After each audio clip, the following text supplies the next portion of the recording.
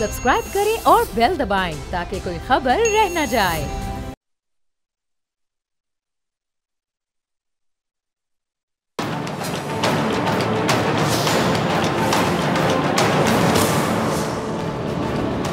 अस्सलामुअलैकुम, मैं हूं डॉक्टर फ़िज़ा ख़ान और मैं हूं पाकिस्तान। नाज़रीन, मुल्क में जो ताजिर हैं, किसान हैं, सफ़ेद पोश तबका है, तलबा, सभी महंगाई के हाथों परेशान है। और इस महंगाई की बराह रास्त ज़िम्मेदारी यकीनी बात है कि हुकूमत वक्त पर ही आयद होती है कि इलेक्शन में हुकूमत और हुकूमती इत्तेहाद में शामिल सियासी जमातों ने आवाम से वादे किए थे, दावे किए थे कि सब कुछ बदल देंगे, दूध की शहद की नहरें बहा देंगे और गुर्बत का सिर्फ नाम ही रह जाएगा। लेकिन तब्दीली ये आई कि हालात मज़ीद मुश्किल और कठिन हो गए, महंगाई से ज़िंदगी अजीरन हो गई, लोग खुदकुशियाँ करने लगे। हुकूमत ने लाख कहा कि हमें ये सब मजबूरी में करना पड़ रहा है। इस सब का जिम्मेदार एक ही शख्स है जो अब अड्याला में है। लेकिन मुश्किलों की दलदल में धंसे लोग जो हैं, अवाम, ये सब क्यों समझें? उन्हें तो रिलीफ चाहिए और रिलीफ के नाम पर दावे तो किए जा रहे हैं, रिलीफ मिलता नज़र नहीं आ रहा है। बल्कि अब तो रिलीफ भी बड़ा मुतनाज़ हो गया है। पंजाब बिजली के बिलों में रिलीफ देने का ऐलान करता है तो सिंध नाराज़ हो जाता है। खैबर पख्तूनख्वा भी तंज और तानों के साथ अपने वाजुबात मांगना शुरू कर देता है कि जी वाजुबात दें ताकि हम भी बिजली सस्ती करें। अब सूरत हाल मुश्किल है, गरीब और सफ़ेद पोश तबके के लिए रोज़ जीने और मरने वाली बात है। अब इस मुश्किल वक्त में पीपल्स पार्टी की जो पोजीशन है वो बड़ी अजीब है। वो हुकूमत के साथ खड़ी है, बल्कि लीगी हुकूमत बनी ही उसकी वजह से है। वो जब देखती है कि अवाम का गुस्सा बहुत ज़्यादा उबल रहा है तो हुकूमत के खिलाफ बयान देकर फासले पर हो जाती है, कशीदगी बढ़ने लगती है। तो फिर क्या होता है जी, ऐवान सदर सुलह सफाई करा देता है।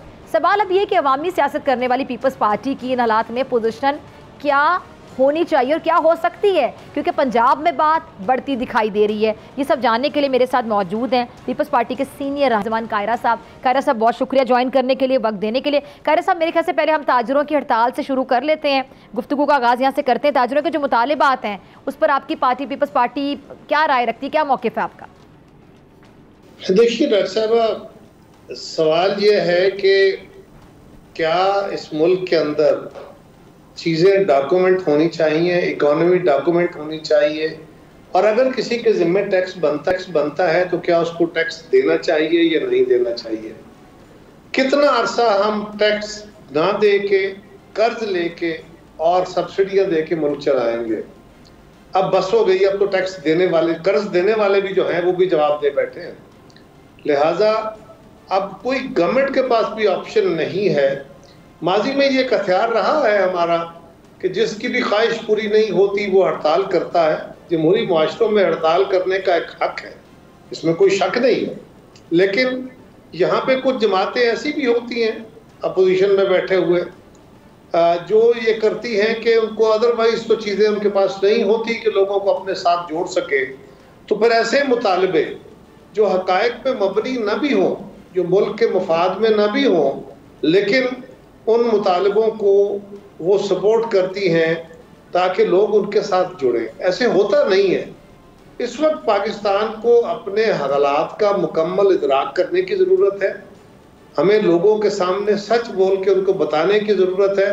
मैं नहीं समझता कि हुकूमत आज इस पोजीशन में है या ये एक नेशनल सर्विस होगी कि ताजरों की हड़ताल की वजह से इनका ये मुतालबा कि हमें पीपल्स पार्टी की, अगर मैं तो पीपल्स पार्टी की सियासत है कायरा साहब, वो बड़ी हमेशा से हमने देखा कि रेडी बानों, ये जो गदा गाड़ियों, दिहाड़ीदारों की पार्टी रही है। बल्कि मैं कल भी प्रोग्राम में मौला बख्श आंडियो साहब थे, उनसे बात करी थी कि बेनज़ीर भुट्टो साहिबा का बड़ा एक अच्छा, बड़ा एक मुनफरिद सा अंदाज़ होता था, जिसकी वजह से हर दिल अजीज़ लीडर वो कहलवाती थी कि वो लोगों के घरों में खुद जाती थी, घर घर जाके ज़मीन पर बैठ के खाना खा लेती थी और लोगों की परेशानी खुद जाके पूछती थी। और यही एक लीडर होता है कि जो अवाम में होता है और अवाम के साथ राब्ते में रहता है, तो लोगों को, बच्चों को गोद में बिठा लेती थी। बड़ा खूबसूरत सा उनका अंदाज़ होता था।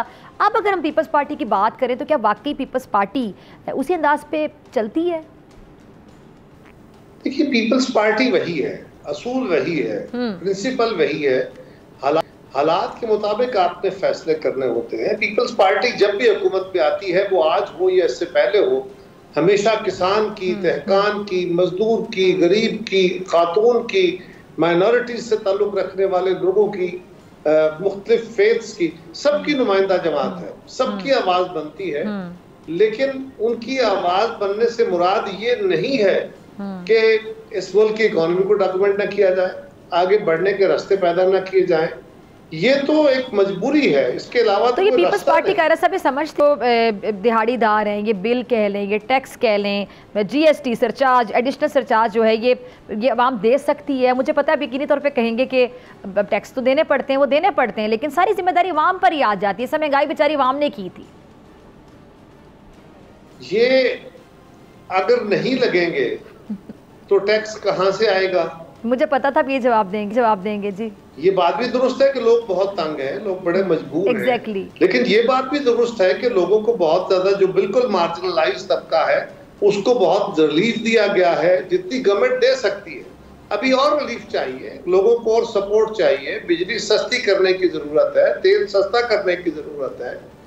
बिलाशुबा ये बातें दुरुस्त है। हमें गंदम की कीमत बढ़ानी चाहिए, हमें आटे की कीमत जो है वो सस्ती करनी चाहिए। तो इस सारे कामों के लिए पैसा चाहिए। कहां से आएगा पैसा? तो टैक्स के जरिए ही आएगा।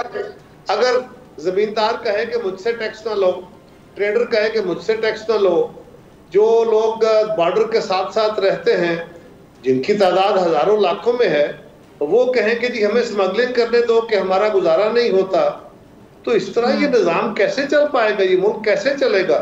ये अब इस मुल्क के अंदर एक काम होना चाहिए, डॉक्यूमेंट होने चाहिए हर चीज को। और जो लोग बिल्कुल, जो हमारे बिल्कुल बहन भाई बिल्कुल महरूम है जिंदगी के आसाइशों से, उनके लिए सहूलतें पैदा करना रियासत का काम है। लेकिन जो सहूलत वाला है, जो दे सकता है, एक बंदा जो गाड़ी रखता है, एक बंदा जो घर में रहता है, वो 10 परले का घर है, 1 कनाल का घर है, जो 4 कनाल का घर है, वो टैक्स नहीं देता।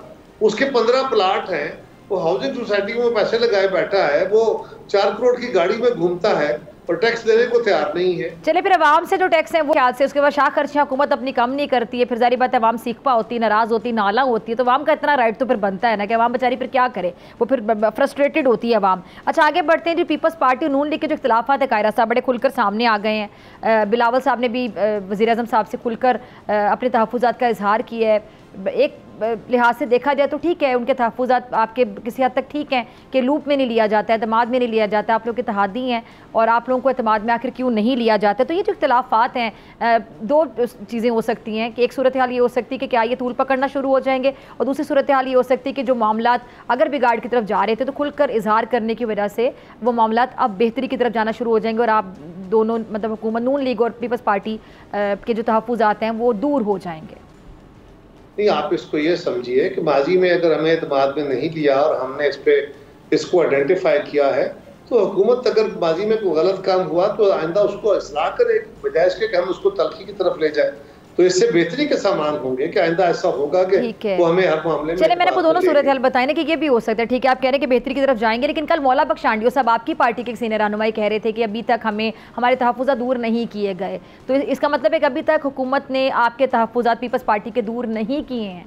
हमें इसी की तवक्को करनी चाहिए कि हुकूमत की तरफ से अगर माजी में कोई गैर जिम्मेदाराना रवैया हुआ है तो अब गैर जिम्मेदारी नहीं होगी। हमें बदएतमादी के साथ चलने से या इस तरह के शक व शुबहे का इजहार करने से। अच्छा कह रहे साहब, पीटीआई सियासी तौर पर बड़ी मुतहरिक दिखाई दे रही है। 8 सितंबर को ये जलसा होने जा रहा है, उस हवाले से कल शोएब शहीन साहब से मैंने बात की तो उन्होंने कहा कि जी हम क्रेनें भी लेकर आएंगे, बल्कि असलहा तक लाने के हवाले से उन्होंने एक बयान दे दिया है। कैसे देखते हैं आप, जलसे में कोई सियासी पार्टी असलहा ला सकती है? ये तो बिल्कुल नहीं हो सकता। हाँ, पहली बात तो ये जी बिल्कुल नहीं। सियासी जो जलसे जुलूस होते हैं वो पुरअमन होते हैं, उनके अंदर कोई वायलेंस नहीं होता और उसमें कोई फायर आर्म नहीं होता। आप अपने दिफा के लिए असला रखते हैं और आप अपने घरों में रखते हैं, असले की नुमाइश मना है। और आप अगर असला लेके इस तरह लैस होके रियासत को चैलेंज करके, हुकूमत को चैलेंज करके आना चाहते हैं, तो फिर जरा गौर कीजिए, यही रवैया, यही जो एटीट्यूड है, ये तालिबान का भी है। या और कोई ऐसे ग्रुप पैदा हो जाए तो क्या उनको भी ये इजाजत दे देनी चाहिए कि ये मुसल्लह होकर आने वाले लोगों को, जो बुलडोजर और ट्रैक्टर और ट्रक लेके आएंगे, वो आ जाएं सारे।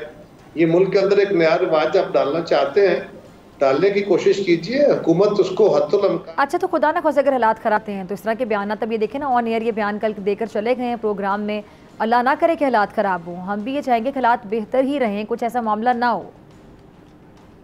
मेरा ख्याल है इस पर बदएतमादी न करें। ठीक है। हमें तवक्को करनी चाहिए कि बेटर सेंस प्रिवेल करेगी। ठीक है। और वायलेंस नहीं होगा और वायलेंस की तैयारी नहीं होगी। अगर हुई तो फिर कानून की वायलेशन होगी और फिर कानून की वायलेशन होगी तो कानून अपना रास्ता ले लेगा। ठीक है। अच्छा, 9 मई के हवाले से मैं जानना चाहूँगी ज़रा कि 9 मई के जो किरदार हैं उनको अब कैफरे किरदार तक पहुँच जाना चाहिए।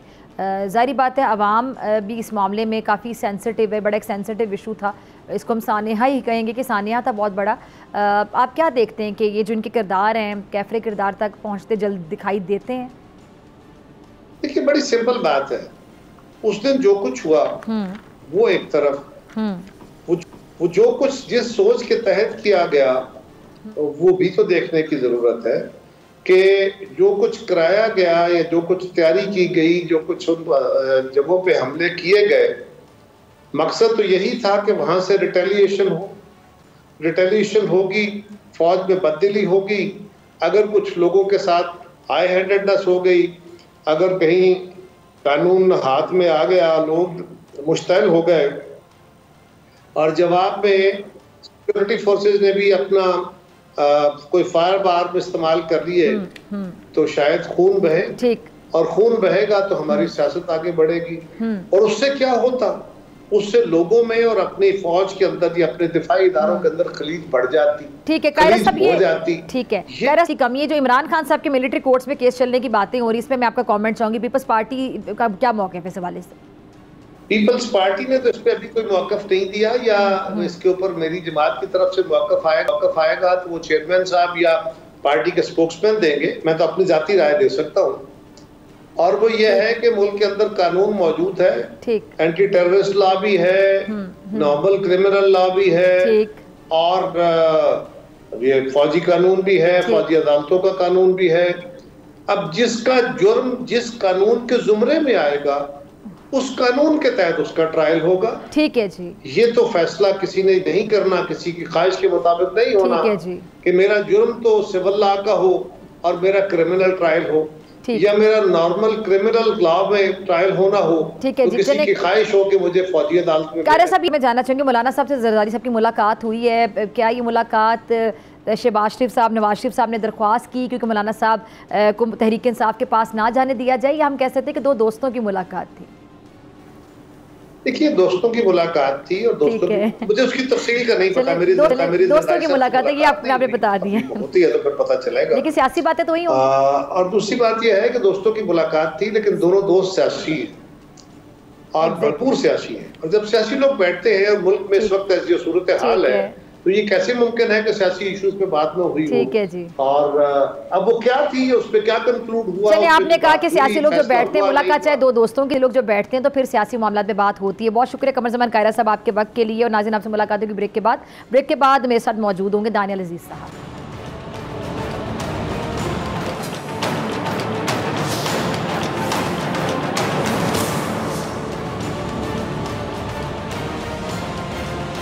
वेलकम बैक नाजरीन, मेरे साथ मौजूद हैं सीनियर सियासतदान दानियल अजीज़ साहब। इस्लामाबाद स्टूडियोज़ में बहुत शुक्रिया दानियल साहब ज्वाइन करने के लिए, वक्त देने के लिए, तशरीफ़ लाने के लिए।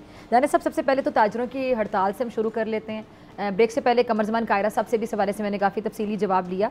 ये जो ताजिर हड़ताल कर रहे हैं, आप कैसे देखते हैं इसको?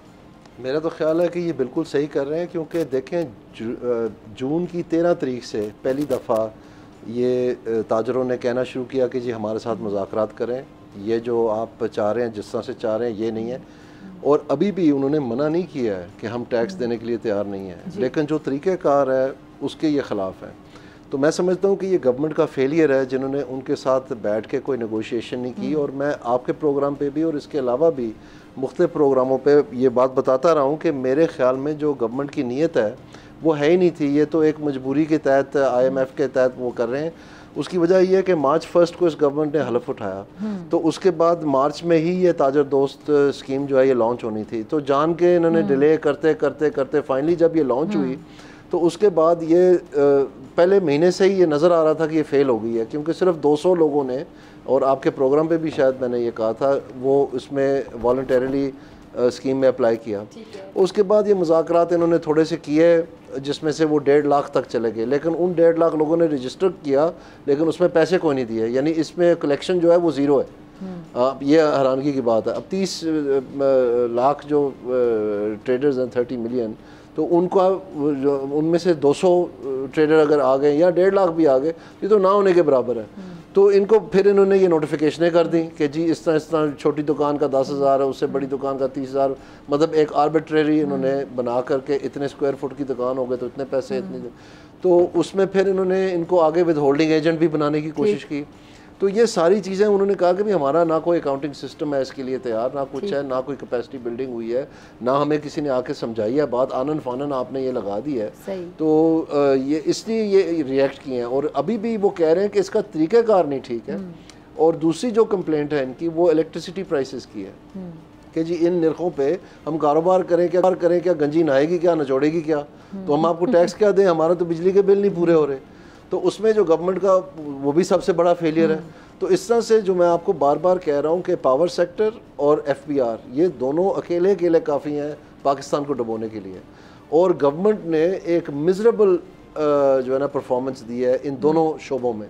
और यहाँ तक कि आप देखें उनको ये नहीं समझ आ रही थी FBR में कि वर्ल्ड बैंक का रिफॉर्म जो 2019 से चल रहा है $400 मिलियन का, इनको पता ही नहीं था। और एक मीटिंग में टीवी पे दिखा रहे हैं कि चेयरमैन FBR जो टिवाना साहब थे इंसाफ से पहले, उनसे खफा हो रहे हैं प्राइम मिनिस्टर के कि आपने मुझे बताया नहीं। और भाई वो आप जब पिछली दफ़ा वज़ीर आज़म थे तब भी चल रहा था, जब भी FBR के इतने ही मसले थे।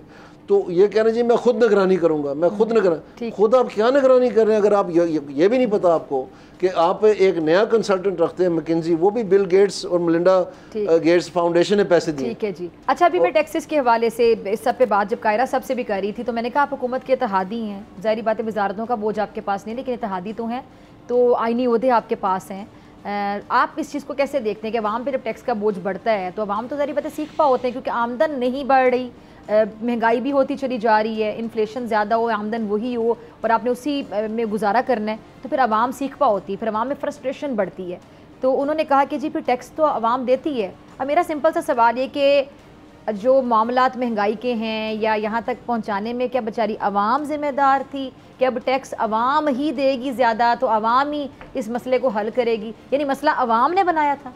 नहीं जी, बिल्कुल अवाम ने नहीं बनाया ये। और मैं आपको ये बताता चलो, महंगाई की सबसे अहम बात है वो समझने वाली ये है कि महंगाई होती नहीं है, महंगाई की जाती है।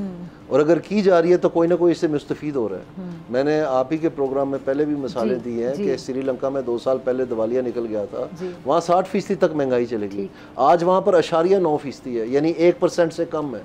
तो जब आपने कम करनी होती है तो ऐसे होती है, आपके सामने है, श्रीलंका दूर तो नहीं है। तो जब जानबूझ के इन्फ्लेशन की जाती है, प्री प्लान्ड आप कह रहे हैं, ये मुस्तफीद हो रहे हैं इससे। ये जरा आसान अल्फाज में नाज़रीन को समझाइए इसका फ़ायदा क्या होता है? जो पाकिस्तान का बैंकारी निज़ाम है उसके ज़रिए से कोविड के दौरान ये एक भरमार जो है पैसों की, रज़ा बाकर साहब और इमरान खान साहब की गवर्नमेंट उस वक्त फेल हो रही थी और प्राइम मिनिस्टर जो हैं उस वक्त के वो कह रहे थे कैबिनेट मीटिंग में कि अगर हमने अपनी कारकर्दगी 6 माह की हम फारग कर दिए जाएंगे, यानी ये डेस्परेट थे।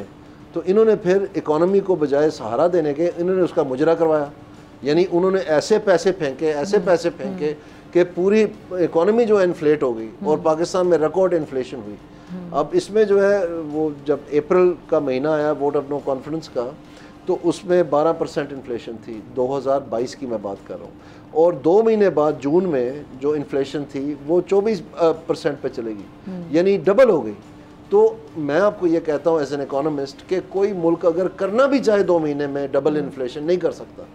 इसका मतलब है ये पहले से चीज़ें जो है ना ये लावा पकड़ा था और फटा के उस वक्त, उसके बाद फिर ये चढ़ती चले गई।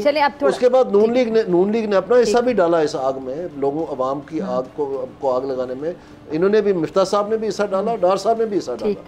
अच्छा, ये ज़रा आगे बढ़ते हैं, थोड़ा सा सियासी मामलात पे बात कर लेते हैं। खैर महंगाई भी सियासी मामला था, लेकिन मेरे ख्याल से ज़्यादा ये अवामी मामला है। बेचारी अवाम ही अब टैक्स दे और टैक्स बढ़ते चले जाएंगे और सारी बातें देने अवाम ने टैक्स, लेकिन जो महंगाई की जाती है उसकी जिम्मेदार बेचारी अवाम नहीं होती है, लेकिन टैक्सों का बोझ अवाम पर होता है। हुकूमत अपनी शाखर्चियाँ ख़त्म नहीं करती है, कम नहीं करती है, बिल्कुल नहीं करती है एग्जैक्टली। और अवाम का गम गुस्सा बढ़ता है इन तमाम चीज़ों से, हुक्मरानों को समझना चाहिए। ये जो सारा आप ड्रामेबाजी देख रहे थे कि वज़ीर आज़म पाकिस्तान ऐसे हाथ मार के कह रहे थे कि आई विल नॉट टॉलरेट और मैं ये कर दूंगा वो कर दूंगा और ये आपने लेके आने, इन्होंने क्या किया, इन्होंने 80 को 40 में मर्जर कर दिया है सब डिपार्टमेंट्स में, यानी एक भी बंद नहीं किया है। सिर्फ मर्जर कर दिया, जो कि ना होने के बराबर है। ये तो कह रहे थे कि हम 17 मिनिस्ट्रियां खत्म करेंगे, वो किधर है? 300 अरब तो वैसे बचना था। अच्छा दानियल साहब, ये जो अभी पीपल्स पार्टी ने खुलकर अपने तहफ़्फ़ुज़ात का इजहार करना शुरू कर दिया, बिलावल साहब ने डायरेक्ट शहबाज शरीफ साहब से तहफ़्फ़ुज़ात का इजहार किया है और बहुत से मामलात में इनको जो लूप में नहीं लिया जाता है, एतमाद में नहीं लिया जाता और इत्तेहादी सारी बातें भी इसको माइंड करते हैं, एक सेल्फ रिस्पेक्ट का एलिमेंट भी होता है।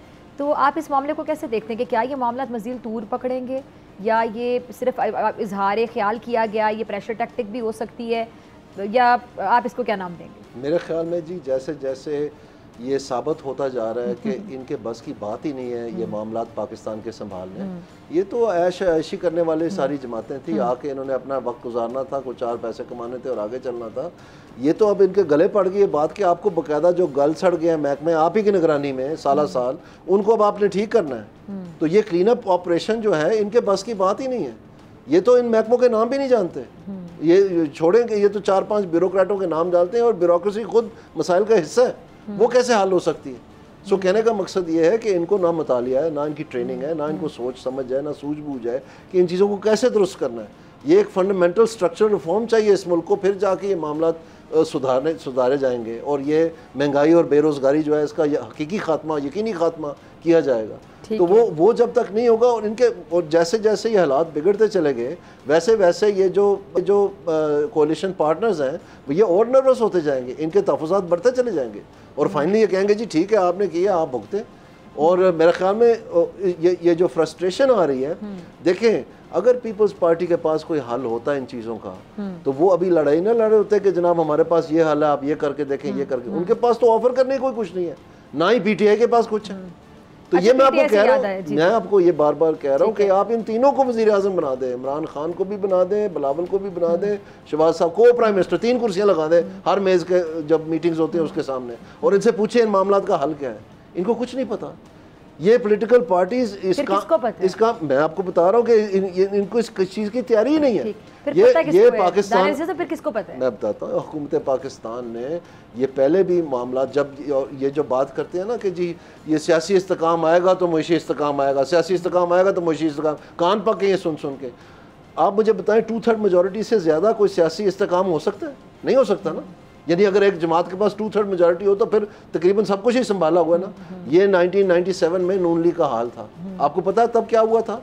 इन्होंने आते साथ ही, भाई छोटा चीफ मिनिस्टर था, ऊपर प्राइम मिनिस्टर बड़ा भाई था, इन्होंने आते साथ ही कहा कि जी FWO आके लाहौर की सड़कें बना दें, हमसे ठेकेदारी निज़ाम नहीं संभाला जा रहा, क्वालिटी की सड़कें नहीं बनती हैं, हमें नहीं पता। FWO ने आके लाहौर की सड़कें बनाई, फिर इन्होंने कहा जी वापडा भी नहीं हमसे चल रहा, फिर फौज ने आके वापडा टेक ओवर कर लिया, फौज को दावत दी कि आप आके ये चलाएं मार लिए। फिर इन्होंने दरखास्त दे दी कि रेलवे भी नहीं चल रही हमसे, वो भी आप चला दें। फिर इन्होंने दरखास्त दी कि दहशतगर्द अदालतें भी नहीं चल रही, वो भी आप चला दें।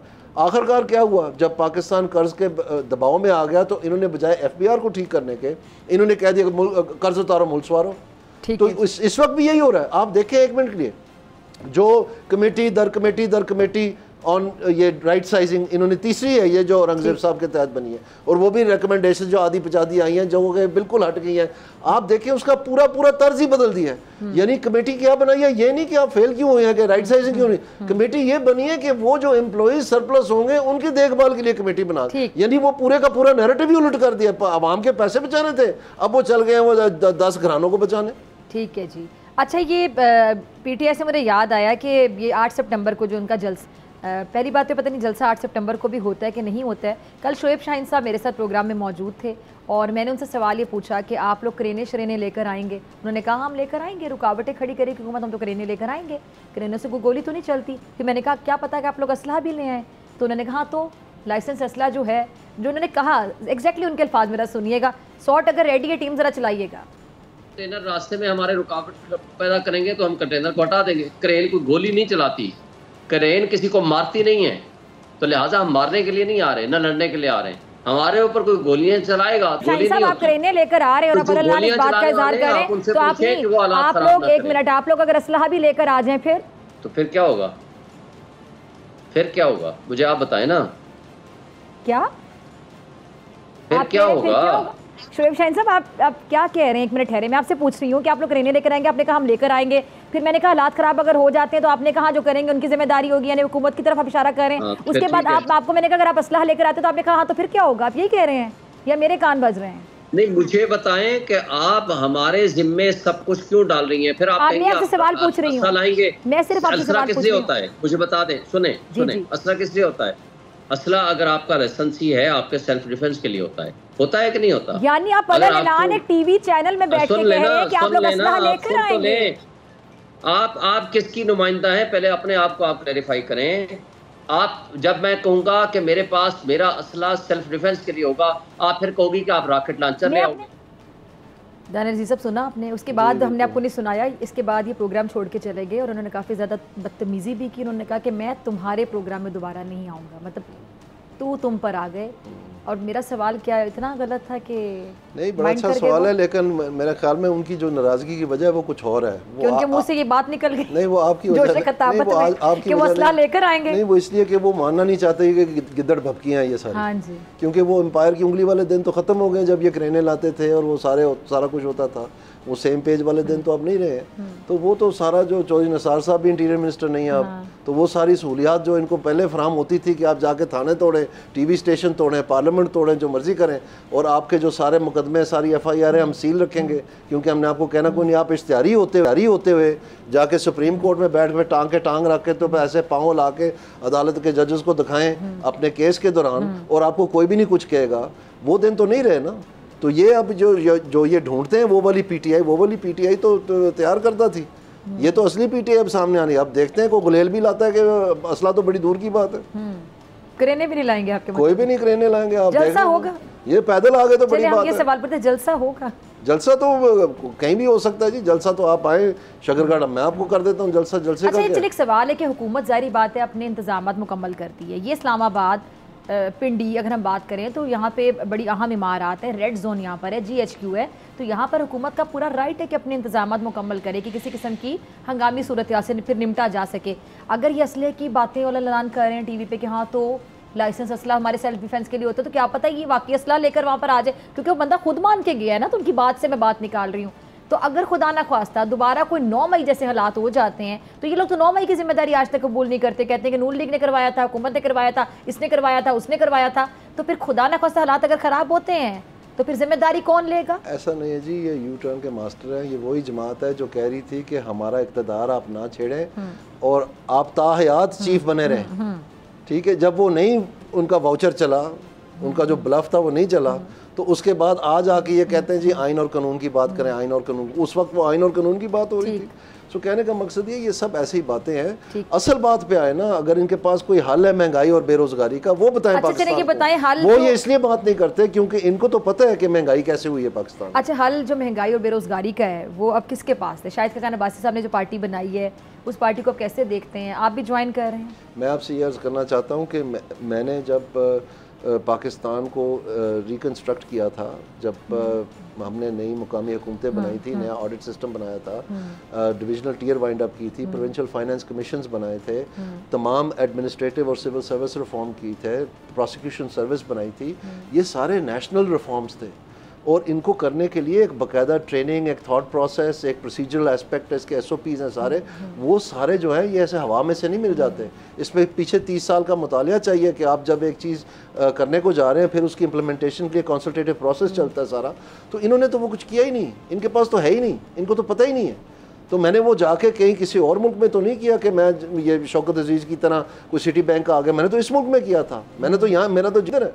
सो कहने का मकसद ये है कि इस नौयत की आपको रिफॉर्म्स चाहिए इकोनॉमी में, जो कि आपकी महंगाई और बेरोजगारी को 2 मिनट रह गए, खात्मा करेगी। आप सियासी अपना मुस्तकबिल कहाँ आप देखते हैं, फ्यूचर में कहाँ जा रहे हैं?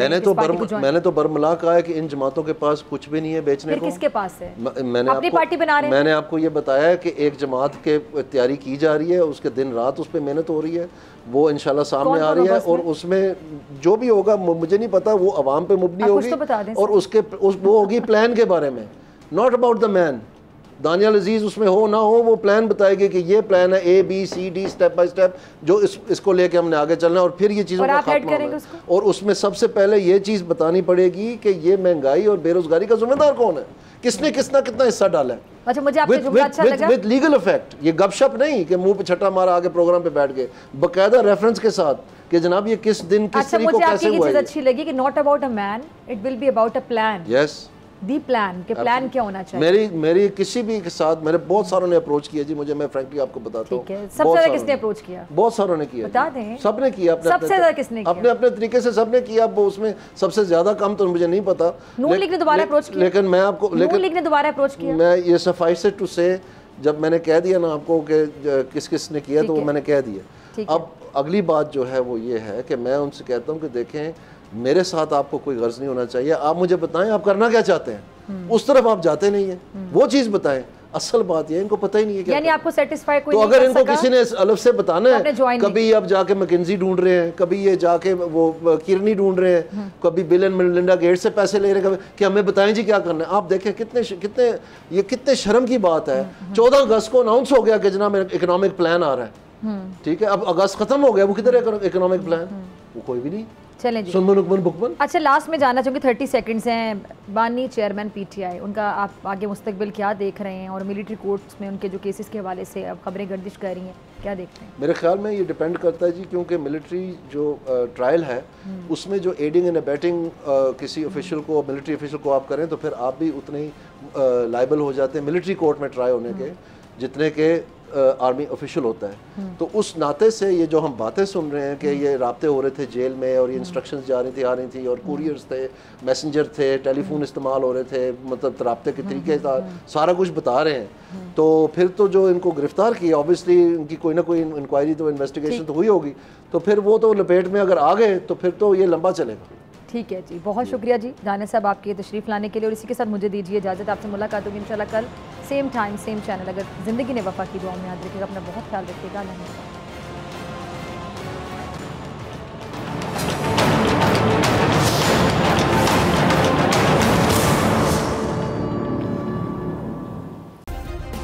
सब्सक्राइब करें और बेल दबाएं ताकि कोई खबर रह न जाए।